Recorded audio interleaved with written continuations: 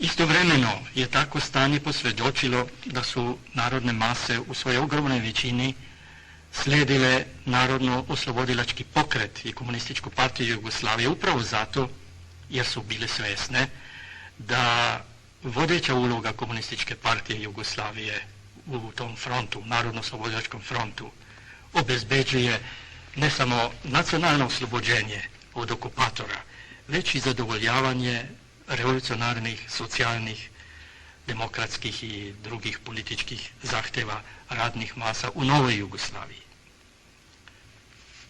No, neosporna je činjenica da su narodne mase u ogromnoj većini se opredelile za Komunističku partiju Jugoslavije i Narodno-oslobodilački front.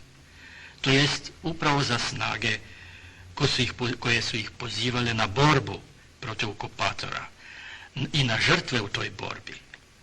A suprotstavili su se po svojoj ogromnoj većini narodne mase raznoraznim buržoaskim i sličnim političkim formacijama, iako su ih te pozivale na čekanje bez žrtava i sa obećanjima da će sloboda, tako reći, doći sama od sebe. Uzrok za takvo opredeljivanje narodnih masa leži svakako u dubokom uverenju tih masa da nova Jugoslavija mora biti drukčija nego što je bila stara.